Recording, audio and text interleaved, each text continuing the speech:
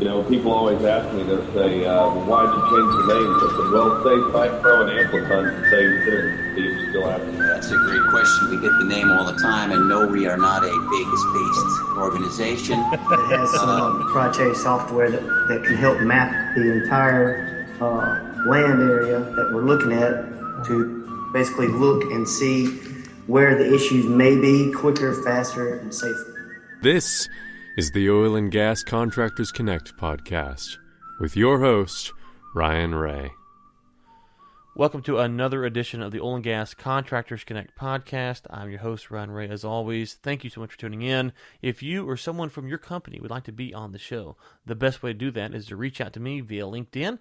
Link to my profile in the show notes below.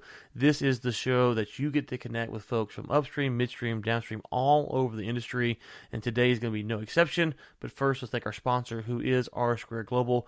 If you're in the industry looking for engineering, surveying, right-of-way services, GIS, or consulting, be sure to check out R Square Global. You can do that by going to GOR2.com. That's GOR, the number 2.com. And today we have on a gentleman, some of the guests I know, some of the guests I don't know, but this gentleman I've known for a couple of years now. It feels like kind of talking offline there. You threw out a date. It's like, wow, it's been that long. So Greg Williams, who is the founder of Lynx. If you're not familiar with Lynx, it is the largest oil and gas social media app. It's kind of like a different. We have the Oil and Gas Contractors podcast here. Greg, you kind of have the app version of that with Lynx. Hey, Ryan. First off, thanks for the invite for the show. Lynx is a bit different. It's some people have compared it to kind of like the LinkedIn for the oil and gas community, but yeah, we're up to 2,070 members and somewhat today. Version 3.1. We left had our last update on the 22nd. So we normally try to push an update out every 1 to 2 months.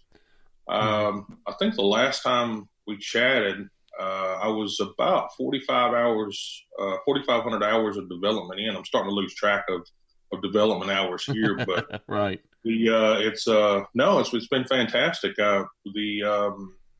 Just the action to watch this application and the community organically grow throughout the last year and a half has been an amazing experience. What you learn between what people's expectations are and what you're able to develop under a budget is really, really exceptional. So it's one of those things that a lot of people don't get to experience at this level, and I'm just I'm extremely proud of how much we've accomplished so far. You talk about that expectation versus reality. We were talking offline about you listened to episode 1 of the podcast with Will Merritt, who works for me, and I always give him a hard time because if you watch like Star Wars, they go up to the big table and they press a button and the Death Star comes up out of it and it's floating around, it's holographics, and everybody can touch it and you can do all that stuff. And I always tell him, I want that. That's what I want. I want to walk into our office and have one of those things. And he always he's like, yeah, okay, not today. So, but you're right. There is that mentality of people saying, hey, we want this. You're like, yeah, I know. I want that too, but it's just not practical sometimes. You're right. The model of when you start building something in your mind and the way it turns out, it depends on the amount of experience of the people that's working with you. The product, the end result product sometimes is not the way you envisioned it. That is definitely for sure. And Lynx is by far not an exception to that, because there was things that we originally envisioned for the application that has been pushed aside. So what I mean is sometimes you have to throw away good ideas, based on community feedback. And not that they're bad ideas, but they don't fit the community. So you either shelf that idea, for a later version of the application, or, you just completely clean out the closet and start over. And there's been a lot of moments where we've had to, sweep up the floor and start over. But the base part of the application is still very much community driven, and I hope we stay that way. Well, and I like the way you're phrasing it. You're saying community, and I would just say market-driven, which in this case is the same thing. And, no matter where you're at in business, the market ultimately dictates whether or not your service or product is something that the market wants. And so you guys kind of have a unique way of measuring whether the market is wanting, what you're offering, because once they download the app, they can play with the app, they can, interact with it, do all this stuff, they can give you feedback.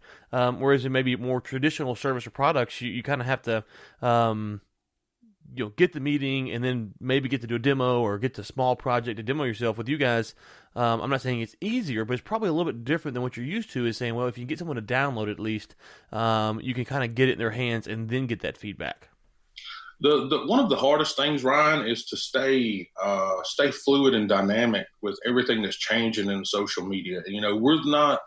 We're not different than your Facebooks and your LinkedIn's as far as the way we work with the public. So we're active on all of the other social media channels, and we actively bring feedback in from all of those different channels. Whether it's on our any of our articles or any of our media or any of our community members on Lynx, that we also share common networks on other platforms as well. So a lot of times, our organic connections that we create and build on other platforms follow us over to Lynx. So that happens in a lot of the social media world, where, you have someone that you connect with on LinkedIn, and then you go to Instagram, and all of a sudden they end up connecting with you there. So we're actually the same way, and we bring in feedback from all the other platforms. We have open groups created on each one of the different networks that allow people to make comments about the Lynx application on any of the networks. So it's not closed in, per se, just to Lynx. We take open feedback from all of the other platforms as well. Okay, and I'm a Lynx user myself. I have the app, have had it for quite some time. Tell me though, because I know the people I interact with are on there are international folks, and there's some folks in Texas. So where I'm at, who is kind of the audience that you've, without obviously giving away all of your demographic information, but generally, who do you find that's been using the app and has maybe been the most active, engaging audience on the app? I'm actually glad you're asking that, because we just went through a large kind of analysis phase over 2018 and kind of our results from 2018. So we will make this report public on the website here in the next probably 2 weeks or so, when we get finished adding all the details. We're kind of changing up the website to where we're going to make it a bit more friendly to some of the other members that are international. But the kind of the looks like a bit of the, so at the time for 2018, for the full year, we had a little over 1,600 members. Our top 10 active positions on the application are instructors, field specialists, business development, CEOs, HSE specialists, analysts, first engineers offshore, company presidents, drillers, and operations managers. And that ranges from, so the kind of the top 5 countries in there are the U.S., India, the UK, Western Africa, and Canada. So those, that's our largest demographics, as well as, we have people registered on the application in, I think, some 97 countries now. Wow. I'm sure you guys have faced this, and so right now, in the U.S. at least, there's a big debate over, social media and its role and privacy and data security, and they're selling the data, this, that, and the other. How do you guys go about that? Because as a new social media company, I'm sure those are things where you're saying, we kind of have to figure, Twitter and Facebook were built on, if we're being quite honest here, and anyone who kind of followed them knew this, they were built on this model of selling other people's data, which I'm not necessarily opposed to, because it kind of helps me figure out which products I like because they have a good idea. But I understand some people's reservations about that, so I'm sympathetic to that argument as well. But for you guys, how do you go about saying, okay, hey, this is what we're going to do with your information. This is how we're going to protect it. We want you guys to come on here, and also with censoring. How do you guys handle issues like that as well? Okay, so when we started the application, it was pre the General Data Protection Regulation from the EU, right? So we there was a few things that we added in from the very beginning, like some of the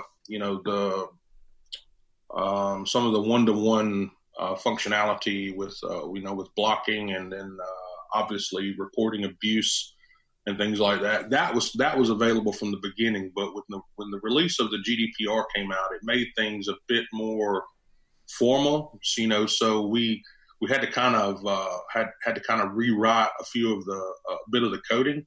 So what we have now is we have an open dashboard where you can go in and write about what your problem may be or what the abuse may be with certain members on the platform, or you can block content. All of our privacy policies are listed on our website under the actual privacy policy link. But the main thing is that we don't house our own servers. Everything is housed with Amazon.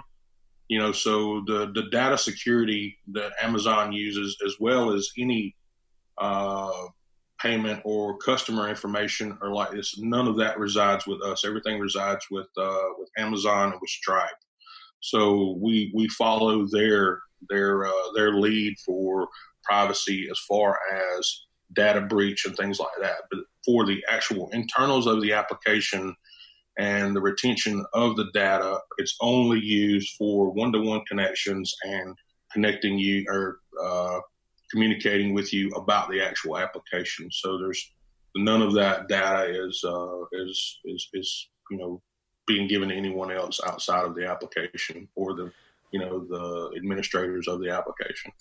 And one thing I've seen on the app is that people will report spammers and things like that. And if you can build a community, obviously a platform like Twitter, who has I heard him say the other day that only 25% of their users are in the United States, which was a crazy statistic, but just such many international users to have.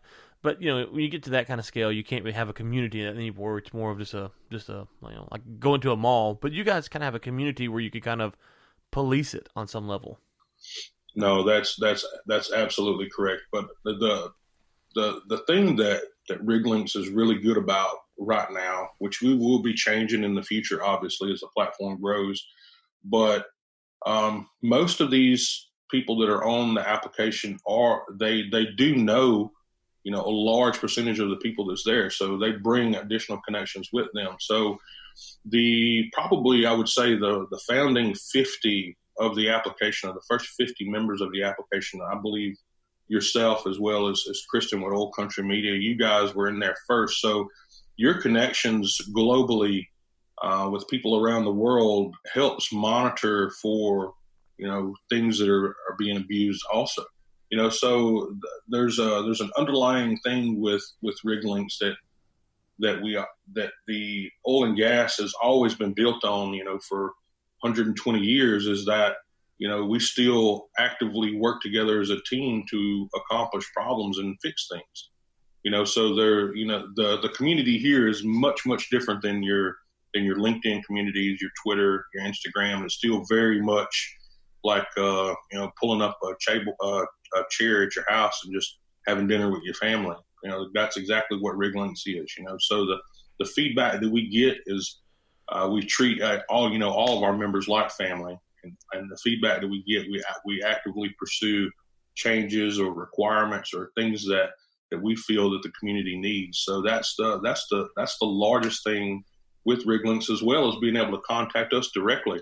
I'm not sure how many of you guys have been able to get in touch with Mark Zuckerberg over the last couple of years, but I haven't had any success. So just say it. You can still get in contact with us one-on-one right now. Well, I was talking to Zucks right before we hopped on here, Greg, but I mean, that's just me, so. Well, hey, I need some tips. So when you get in real good, let me know. I will. I'll send them your way. Okay. So real quick, you can download the app on iOS and Android. And I think when that first came out, I think I had it on iOS. Then I had a year with Android, and so I switched it to Android, and now I'm back to Apple again. And, sometimes it sounds kind of like, oh, okay, well, you went back and forth. But sometimes those apps don't really translate from one platform to the other. But I've had it on both platforms. It's gone back and forth seamlessly. So that's been a kudos to you guys. But the other thing I want to talk to you about today, just briefly here, is you put out a book a few years back now. I don't have the date here in front of me, but now it's turned into a documentary, which is on National Geographic. It's on something that in the oil and gas industry everyone knows something about, which is, of course, the Deepwater Horizon. Let's go back to the book. Briefly, why did you write the book, and then kind of how did that lead into this documentary? I spent the largest part of my career working with Transocean. For anyone that doesn't know me, I started with Transocean in the fall of 1999. Worked one of their older rigs in the Gulf, and then was given the opportunity to transfer to some of the newer rigs that they had. I had the opportunity to go to either the Discoverer Enterprise, which if the world's caught up to speed, that's the first dual activity deep water drill ship that went on the market at the time that Transocean still has the patent over. And I was offered that, or to go to the Deepwater Horizon. And I was going to be given an extra 7 days off if I allotted to go to the Horizon instead of going to the Enterprise. So I took the additional 14 days off and ended up going to the Horizon. And I spent another a little over 7 years on the Horizon. So that was all the way up from roustabout all the way up to driller when I left in March of 2008. So the book goes into my relationship with the people on board pre-incident or pre-Macondo. So it's very one-on-one. It goes through my transition from different positions on the vessel, and I speak about some of the equipment in very layman's terms. That way, people can kind of connect with the rig and with the people. So it's got a very human touch to it, and it's not an investigation piece. It's not a exploratory document where it's not a white paper. It doesn't go into any details about the incident. But one of the reasons I wrote it was because throughout all of these entire things that's been published, and there was only a couple of other pieces that were really human based, but I realized that there was a lot of the people that I worked with during those years that didn't get that was kind of dehumanized during the entire Macondo incident, right? So I wanted to bring the human factor back to the forefront of it, and of course, I'm pro environment.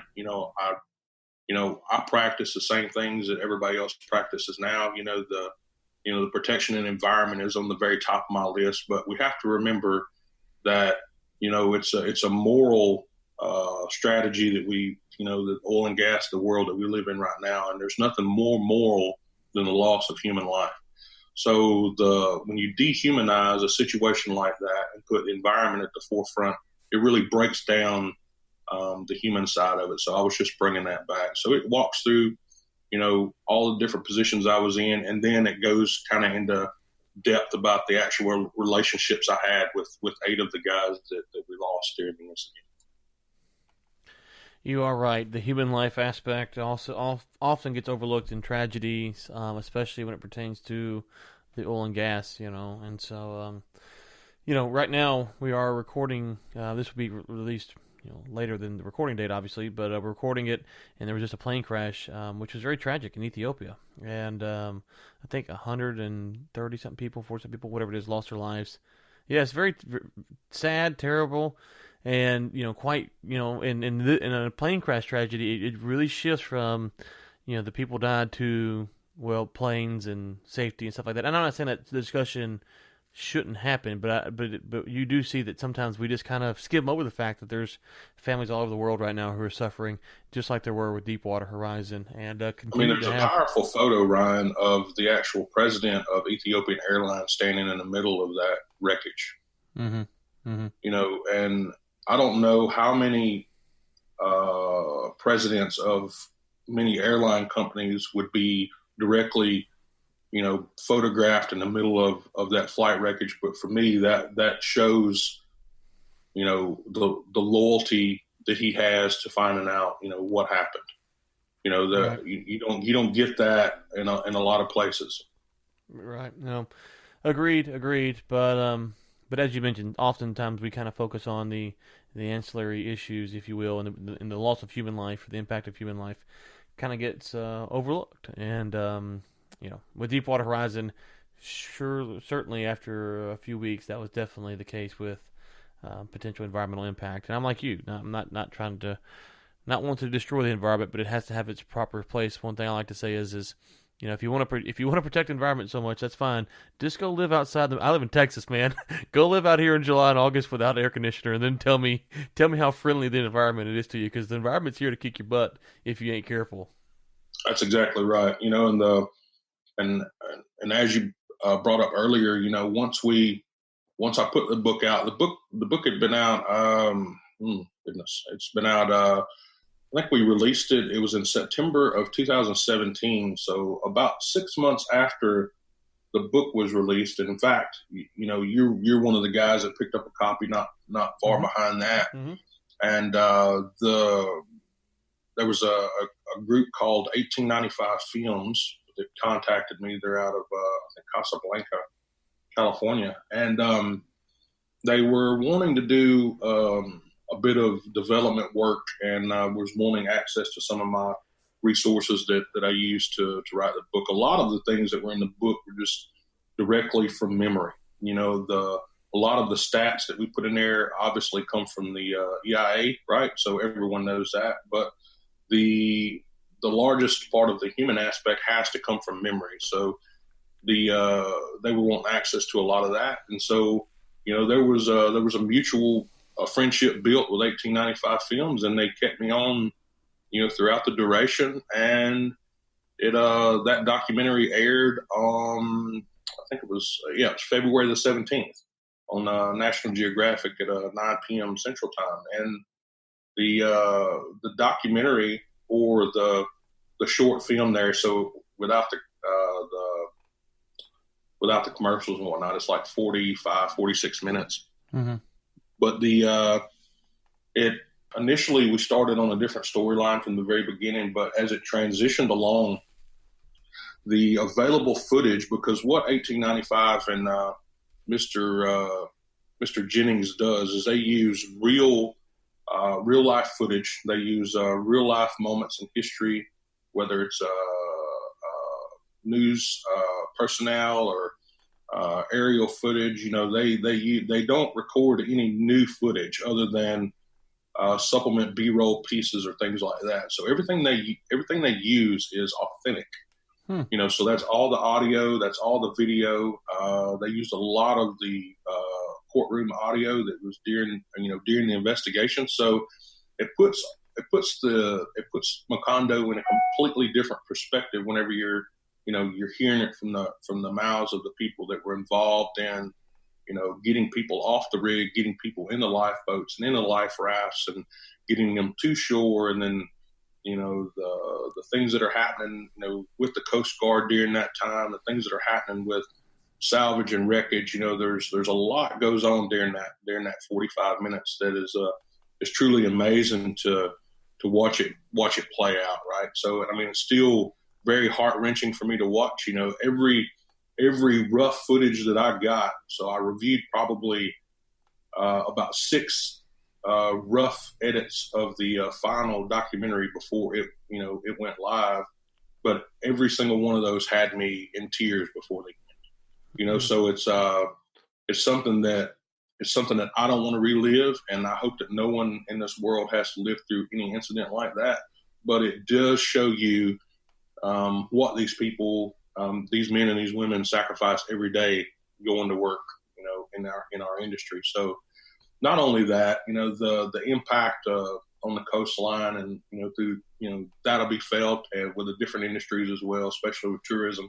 That'll be felt for years. We understand that. We know that there was negative effects on a lot of the industries, but My largest message to anyone that's listening and to anyone that knows anything about the Macondo is please do not dehumanize it, because there's families that are still, missing their loved ones. There's families that are, it's hard to put an incident behind you without a body to have closure with. So, those men were well respected on board the rig. Like I said, 8 of them I was personally connected with. So the documentary was really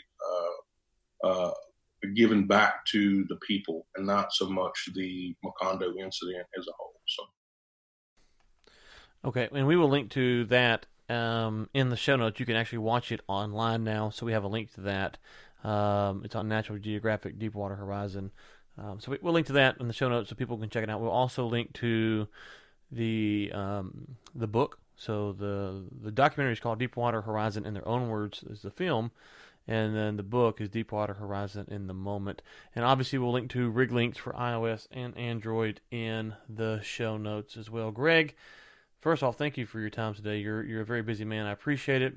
Any final things before we get out of here today? Well, Ryan, I just one real quick thing. I'll be doing a speaking event tonight for anyone that's going to be in the Houston area. I know that this show will be posted later on, post the actual event, but it's going to be on the power of social media, and we will be recording that set. Been invited by the Nomads there, so that's the Oil Delegates Society. So we'll get that up on our website later on for everyone else. But if anyone else is interested in having somebody stop by for one of their events and have a chat about social media, then they can feel free to get in contact with me. I'd be happy to have a chat with them. Okay. Well, Greg, thank you. You're always gracious with your time, and I do appreciate it. Maybe one day you will supplant Zuckerberg as the big social media guru, and that would be just fantastic on my account. So thank you for your time, and best of luck with Rigger Links and the book and all that you got going on, man. Ryan, thank you for the invite, as well as good luck with your trip there to Africa. I hope everything works out great for you, and again, thanks for the invite. Okay. And to the listeners, until next time, keep climbing.